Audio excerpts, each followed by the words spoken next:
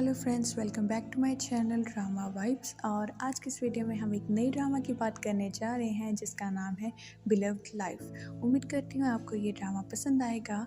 So let's get started. इस drama के starting में हमें दो डॉक्टर्स से इंट्रोड्यूस कराया जाता है जिनका नाम होता है डॉक्टर डूडी एंड डॉक्टर वू कॉन्डेन।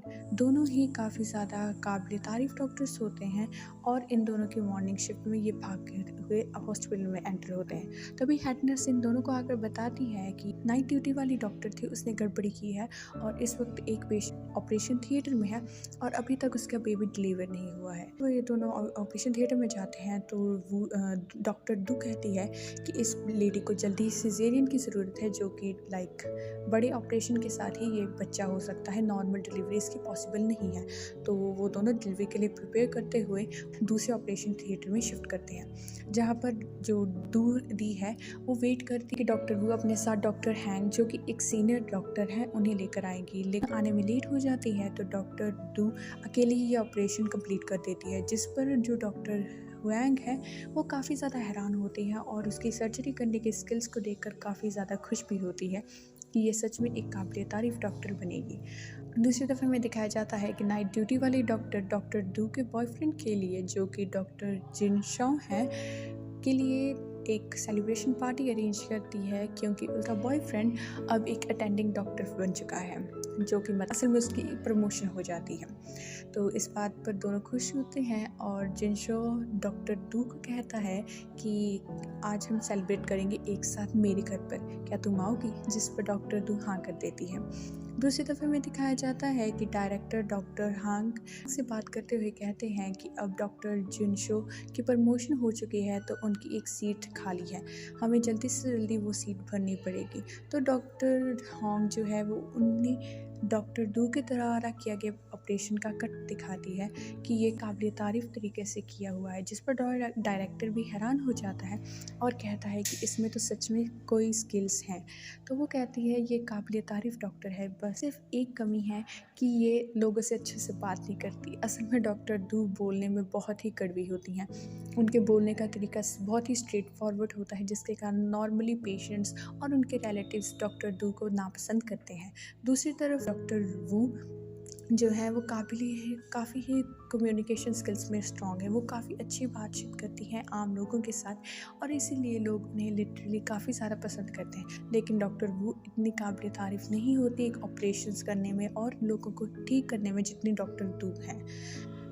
तो इसीलिए वो दोनों हैरान हो जाते हैं और सोचते हैं कि अब इन दोनों में से किसी एक को चीफ रेजिडेंट चूज़ करना काफ़ी मुश्किल है। दूसरी तरफ सीन शिफ्ट होता है डॉक्टर वू और डॉक्टर डूडी की तरफ, जहाँ पर वो दोनों आपस में बात कर रही होती हैं कि अब चीफ रेजिडेंट के लिए कंपटीशन होगा और सभी कहते हैं कि हम दोनों में से कोई एक ही चीफ रेजिडेंट बन पाएगा। तो डूडी कहती है मैं तो अपनी पूरी कोशिश करूँगी। तो डॉक्टर वू भी हंसते हुए कहती है क्यों नहीं, मैं भी करूँगी ना। और दोनों ही एक दूसरे को पॉजिटिव कंपटीशन देने के लिए तैयार होती हैं। दूसरी तरफ हमें एक न्यू कैरेक्टर से दिखाया जाता है जिसका नाम होता है लुई नैन बे, जो कि काफ़ी ही कूल टाइप्स होता है और वो हॉस्पिटल में एंटर होता है।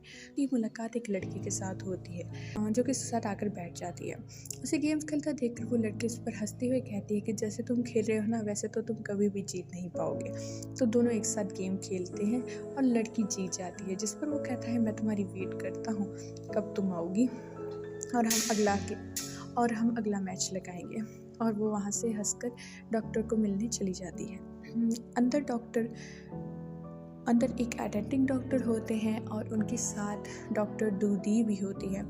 और जब लड़की अंदर जाके बताती है कि वो प्रेग्नेंट है तो वो कहता है कि तुम अभी मैरिड तो नहीं हो ना, जिस पर वो ना कर देती है। उसके बाद वो कहता है कि तुम्हारी फ़ाइल कहाँ से तैयार हुई है?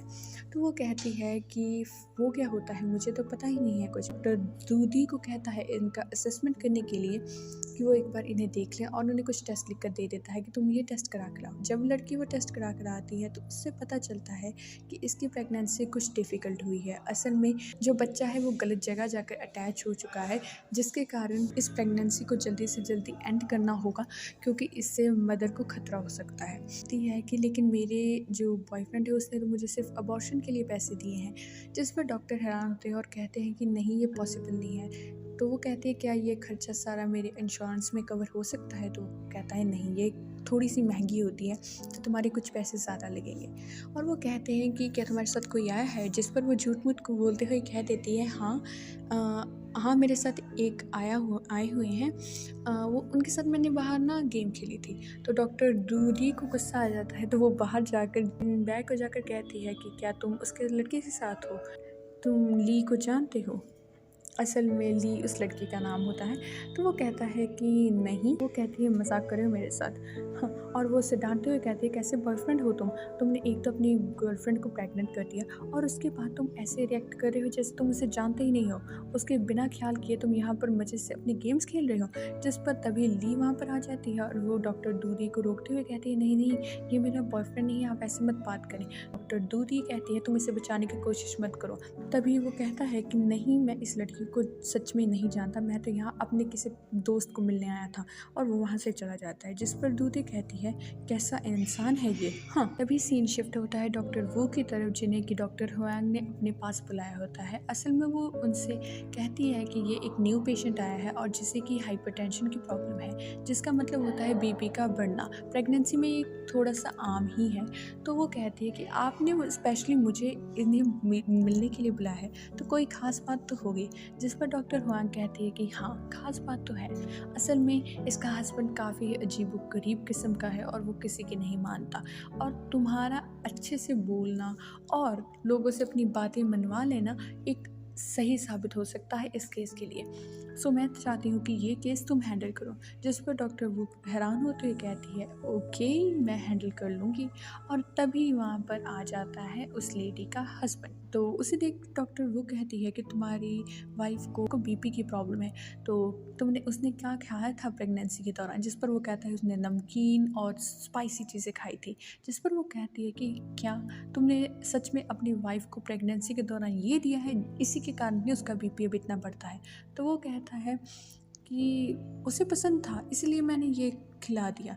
जिस पर वो नर्स और डॉक्टर दोनों हैरान हो जाते हैं।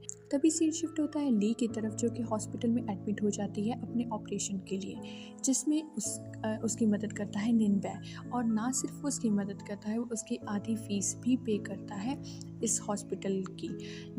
तभी डॉक्टर दूधी वहाँ पर आ जाती है और वो कहती है मुझे तुम जैसे लोग बिल्कुल पसंद नहीं है। जिस पर निन्बे हैरान होकर कहता है क्यों, ऐसा क्या किया मैंने? वो कहती है झूठ बोलना बहुत गलत बात होती है। अभी तो तुम कह रहे थे कि तुम दोनों अभी मिले हो, बस एक दो गेम्स खेली हैं एक साथ, और अब तुम इसकी हॉस्पिटल में एडमिट होने में मदद कर रहे हो। और ना सिर्फ मदद कर रहे हो, तुम अब तो उसके साथ रहोगे भी ना जब तक ऑपरेशन नहीं होता। मैं तो सिर्फ इसकी मदद कर रहा था क्योंकि ये कभी हॉस्पिटल में अकेली आई नहीं है। अभी निन्बे वहाँ से चला जाता है और ली और डॉक्टर दूधी अंदर चले जाते हैं, जहाँ पर वो कहती है कि मैं चाहती हूँ कि तुम्हारा कोई फैमिली मेम्बर तुम्हारे साथ रहे। जिस पर वो कहती है कि जिससे आप अभी मिले थे वो मेरे बॉयफ्रेंड नहीं था। कहती है वो तो सच एक बाहर से आया हुआ डॉक्टर है जो कि सिर्फ मेरी मदद कर रहा था।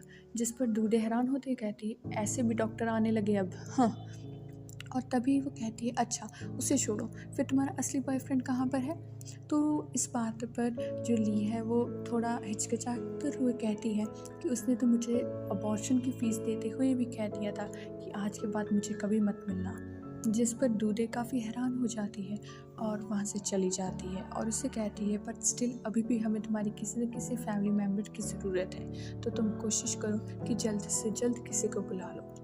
तभी दूसरी तरफ सीन शिफ्ट होता है डॉक्टर वू की तरफ, जहाँ पर उसके पेशेंट का हस्बैंड उससे आकर कहता है कि क्या कितना टाइम लगेगा इस हॉस्पिटल के सब काम में? तो वो कहती है कि हमें नहीं पता अभी। वो कहता है क्या हफ्ता लग जाएगा?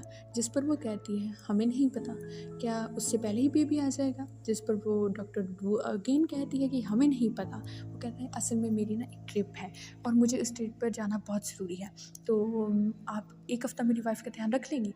जिस पर वो डॉक्टर वो हैरान होते कहते क्या बोल रहे हो तुम चले गए तो इसका ध्यान कौन रखेगा? और उसे कॉल आ जाता है, वो कहता है हाँ हाँ मैं आ रहा हूँ और वो तभी वहाँ से भाग जाता है। जिस पर डॉक्टर वो है वो इरिटेट होकर कहती है अरे जल्दी वापस आ जाना। कहते कहते तब तक वो आदमी वहाँ से भाग जाता है। जिस पर डॉक्टर वू और नर्स दोबारा हैरान होते हैं कि क्या कैसा आदमी है ये। तभी सीन दोबारा से शिफ्ट होता है डॉक्टर वू और डॉक्टर दूधी की तरफ, जहाँ पर है तो डॉक्टर दूधी कहती है कि क्या हुआ, कैसा दिन था तुम्हारा आज। तो वो कहती है कि मैंने आज 7 बेबीज़ को बर्थ दिया है, मैं बहुत खुश हूँ। तभी डॉक्टर दूधी कहती है कि आज तो थक गए हम। और जब वो बैठती है तो उसे पता चलता है कि 8 बज गए। तो वो जल्दी से उठकर कहती है, हाँ मुझे तो आज तक डॉक्टर चिंचाओ के साथ जाना है, उसके घर उसे मिलने। तो वो जल्दी से वहाँ निकलने लगती है। तो डॉक्टर वो कहती है, पक्का आज उसने तुम्हें प्रपोज करना होगा। जिस पर वो हैरान होते हुए उसकी तरफ देती है, अरे तुम्हें ऐसा क्यों लगता है। तो डॉक्टर वो कहती है कि आज से पहले तो उसने कभी तुम्हें अपने घर पर नहीं बुलाया, सो सीधी सी बात है ना, वो तुम्हें प्रपोज करना चाहता होगा। तो डॉक्टर दूधी कहती है कि नहीं नहीं, ऐसा नहीं हो सकता, ऐसी बात पे तो हमने काफ़ी कुछ प्लान किया हुआ है। नहीं नहीं, वो कहती है कि देख लेना, वो तुम्हें प्रपोज ही करेगा। वैसे भी तुम्हारी ज़िंदगी काफ़ी आसान हो जाएगी अगर तुम दोनों एक साथ शादी कर लो तो। जिस पर वो कहती है कि अगर ज़िंदगी आसान करना ही इस शादी का मकसद है तो कुछ मज़ा नहीं आएगा। जिस पर डॉक्टर वो कहती है, अरे यार कैसी बातें कर रही हो तुम, अब तुम 29 की हो चुकी हो, अब तो शादी कर लो। तो वो कहती है, डॉक्टर दूधी कहती है कि नहीं, अभी मैंने कुछ और सोचा है। तो डॉक्टर वो कहती है, हाँ कहना ठीक है। और तभी डॉक्टर दूधी वहाँ से चली जाती है। दूसरी तरफ सीन शिफ्ट होता है कि डॉक्टर दूधी जिनशाओ को मिलने जाती है और वहाँ जिनशाओ ने अपना कमरा काफ़ी खूबसूरत डेकोरेट किया होता है और वो डॉक्टर दूधी को प्रपोज कर देता है। जिस पर दूधी काफ़ी ऑकवर्ड हो जाती है और उसे खड़ा करते हुए कहती है कि हमने तो इस बारे में बात की हुई है ना, मैं अभी नहीं चाहती शादी करना, मुझे अपनी ज़िंदगी में कुछ करना है, मैं अभी चीफ रेजिडेंट बनना चाहती हूँ। जिस पर जिनशाओ कहता है कि हाँ हमें प्रमोशन चाहिए थी ना, हाँ मुझे प्रमोशन मिल तो गई है। तुम्हें पता है आज जब मुझे पता चला कि मैं प्रमोट हो चुका हूँ तो मुझे इतनी खुशी हुई और सबसे पहला मेरे मन में विचार था तुम्हारे साथ शादी करना, मैं बहुत खुश हूँ। तो वो कहती है, हाँ तुम हो चुके हो ना, लेकिन मैं तो नहीं, मैं तो अभी चीफ रेजिडेंट भी नहीं बनी। जिस पर वो कहता है कि देखो तुम ऑलरेडी अब 29 की हो चुकी हो और अभी 1 साल रेजिडेंट की तुम्हारी ट्रेनिंग होगी और 1 साल और लग जाएगा तुम्हें चीफ रेजिडेंट की पोस्ट संभालते हुए, और इसमें भी अभी कंपटीशन है, पता नहीं तुम जीतोगी भी कि नहीं। तो क्यों तुम ऐसा रिस्क ले रही हो, तब तक तुम 31 की हो जाओगी, क्या मज़ा आएगा हमारी शादी में, तुम बूढ़ी कंसीडर की जाओगी लोगों की तरफ से। छोड़ो ना, इस सब को छोड़ो और मेरे साथ शादी कर लो। जिस पर वो कहती है कि ऐसी कैसी बातें कर रहे हो तुम। उस पर वो कहता है कि देखो एट द एंड लड़की को तो घर और बच्चे ही संभालने होते हैं ना, मैंने तो सब कुछ प्लान किया है, हमारी शादी होगी, अगले साल हम बच्चा कर लेंगे और जब बच्चा 3-4 साल का होगा तब हम एक लड़की और कर लेंगे। कितना मज़ा आएगा ना, कितनी सुंदर शादी होगी, सीधी सी बात है। जिस पर दूधी उसे चुप कराते हुए कहती कि कैसी बातें कर रहे हो तुम, मैंने ऐसा कुछ नहीं सोचा है अभी, मैं अभी अपने करियर पर फोकस करना चाहती हूँ। जिस पर जो जिनशाओ है वो इरिटेट होता हुआ कहता है कि कैसी क्यों बहस कर रही हो तुम मेरे साथ इस बात पर, तुम्हें पता तो है एक औरत घर और करियर दोनों एक साथ नहीं चला सकती, तुम्हें एक चूज़ करना ही होगा और जब तुम एक को चूज़ करोगी तो दूसरा सेक्रीफाइस खुद ब खुद होगा। वो कहती है कि नहीं अभी नहीं, अभी मैं अपना करियर सेक्रीफाइस नहीं कर सकती और वो भी इतने पीक मोमेंट पर। सिर्फ एक शादी के लिए मेरा करियर 4-5 साल पीछे चला जाएगा, जो कि मैं कभी नहीं चाहती, मुझे अभी देख लेने दो। जिस पर वो इरिटेट होता कहता है वो जस्ट अपने करियर के लिए सब कुछ छोड़ दूँगी। जिस पर वो इरिटेट हो जाती है और वो कहती है कि मैंने तुम्हें पसंद इसलिए किया था क्योंकि मुझे लगा था तुम लोग लड़कियों की इज्जत करते हो, लेकिन अगर तुम्हारी सोच अभी भी इन सब चीज़ तो मुझे माफ़ करना। ना सिर्फ मैं शादी पर ना कर रही हूँ, लेकिन मुझे अब ये भी सोचना पड़ेगा कि हम दोनों एक दूसरे से के लिए अच्छे हैं भी कि नहीं। तब सीन शिफ्ट और तभी दूसरी तरफ सीन शिफ्ट हो जाता है मॉर्निंग में, जहाँ पर डॉक्टर वू उठती है और अपने वॉशरूम में ब्रश करती होती है कि उसको टेस्ट के दौरान पता चलता है कि वो प्रेग्नेंट है और वो भागकर अपने हस्बैंड को ये खबर बताती है। तो उसका हस्बैंड उससे कहता है कि बैठो और सुनो कि अब तुम्हारी करियर की अभी तुम्हारे करियर का काफ़ी इम्पोर्टेंट हिस्सा चल रहा है, चीफ रेजिडेंसी के लिए अभी पोस्ट खाली है और ये पहली बार होगा कि इतनी जल्दी यहाँ पर हमारे हॉस्पिटल में कोई इतनी बड़ी पोस्ट लेगा। तो मुझे लगता है कि तुम्हें सोचना चाहिए कि इस टाइम पर तुम्हें बच्चे अगर चाहिए या फिर अपने करियर पर फोकस करना है, क्योंकि अगर तुम अभी पीछे हट गई तो तुम्हारा करियर 4-5 साल पीछे चला जाएगा। और अगर तुम 4 साल बाद भी ये कोशिश करोगी चीफ रेजिडेंट बनने की, तभी भी पक्का नहीं हो पाएगा, क्योंकि तब तक सारी सीट्स जो अभी पोस्ट्स खाली हैं वो फिर से भर जाएंगी। तो तुम सोचो, तुम्हें बच्चा चाहिए या करियर? जिस पर जो डॉक्टर वो है वो अपने सोचते हुए कहती है मुझे बच्चा चाहिए। और यहीं पर ये सीन ख़त्म होता है और नेक्स्ट सीन शुरू होता है हॉस्पिटल में, जहाँ पर डायरेक्टर हैंक है, वो आती है असेसमेंट के लिए अपने डॉक्टर्स की टीम के साथ और लोगों से बात करते हुए उन्हें ट्रीट करती है। और तभी दूसरी तरफ सीन शिफ्ट होता है, 2 न्यू पेशेंट्स आते हैं, जिनमें से एक काफ़ी बड़ी कंपनी की सीईओ होती है और दूसरी एक छोटी सी फैमिली होती है। सीईओ लेडी जो है वो डॉक्टर दूधी की पेशेंट होती है और जो सिंपल फैमिली है वो डॉक्टर वू की। डॉक्टर वू को वो कहते हैं कि हम चाहते हो कि आप मेरी बहू का बड़ा ऑपरेशन करें और बच्चे को जन्म दें, क्योंकि इसकी नॉर्मल डिलीवरी नहीं हो सकती। जिस पर वो हैरान होते कहती हैं 2 डिलीवरीज तो ऑलरेडी हुई हैं, तीसरी में क्या प्रॉब्लम होगी? जिस पर वो कहती है कि 2 डिलीवरीज हुई तो थी, लेकिन वो दोनों बच्चे मर गए। जिस पर वो हैरान हो जाती है और कहती है कि आपने ये बात हमें पहले क्यों नहीं बताई? और वो कहती है अरे ये कोई अच्छी बात थोड़ी है जो मैं सबको बताती फिरती। जिस पर डॉक्टर वो हैरान हो जाती है और उनकी तरफ देखते हुए कहती है कि उन दोनों बच्चों की मौत का कारण क्या था? तो वो कहती है अरे वो बच्चे इतने छोटे थे, हम उसका कारण उनकी टेस्ट थोड़ी कराते, हम ये तो पाप होता, हम ऐसा कुछ नहीं कर सकते। जिस पर डॉक्टर वो हैरान हो जाती है, हाँ कोई बात नहीं, मैं अपने सीनियर से एक बार बात कर लूँ फिर आपको बताती हूँ। तभी दूसरी तरफ दिखाया जाता है कि सीईओ जो है वो डॉक्टर दूधी को कहती है कि मेरी जो डेट है वो निकल चुकी है, लेकिन अभी तक कोई मुझे फ़ील नहीं हो रहा पेन। तो वो कहती है आपको पक्का कोई पेन फ़ील नहीं हो रहा? जिस पर सीईओ कहती है नहीं। तो वो कहती है कि कोई बात नहीं, ऐसी कंडीशंस में हम जो डेट है वो थोड़ी आगे कर देते हैं, आप अभी 1 हफ़्ता और रुक जाएं। जिस पर वो हैरान होते आप मुझे एक इंजेक्शन लगा दें जिससे मुझे पेन हो और मैं बच्चा डिलीवर कर दूँ। जिस पर डॉक्टर दूधी हैरान होते कहती हैं हम ऐसे इंजेक्शन कैसे लगा सकते हैं, हम वेट करेंगे, अभी आपके दर्द होगा तभी हम बच्चे को बाहर निकालेंगे। जिस पर वो उनसे बहस करती है तो डॉक्टर वो तभी वहाँ पर आकर उस मामले को शांत करते हुए कहती है कोई बात नहीं, आप आराम से यहाँ पर बैठे, हमें सोचने दें, अगर ज़रूरत महसूस होगी तो हम खुद आपके आकर इंजेक्शन लगा देंगे और आपकी डिलीवरी कर देंगे। और तभी वो डॉक्टर दूधी को बाहर ले जाती है। बाहर जाकर डॉक्टर दूधी को वो कहती है कि तुम क्यों नहीं हंसकर लोगों से बात करती, जैसे मर्जी पेशेंट हो। आजकल के लोग इंटरनेट चलाते हैं और खुद अपने आइडियाज़ निकाल लेते हैं। तो डॉक्टर दूधी कहती है कि अगर इंटरनेट से ही उन्होंने सब कुछ करना है तो हमारे पास क्यों आते हैं? जिस पर डॉक्टर वो कहती है तुम्हें पता तो है, जस्ट आराम से चिल करो और लोगों से हंस कर बात किया करो। कहती है हंसना कौन सा बहुत मुश्किल काम है, हंसो ना। तो तभी यहाँ पर ये सीन ख़त्म हो जाता है। होपफुली आपको ये वीडियो पसंद आई होगी। अगर आपको ये वीडियो पसंद आई है तो please don't forget to like to this video and subscribe to my channel for new such videos. Thank you.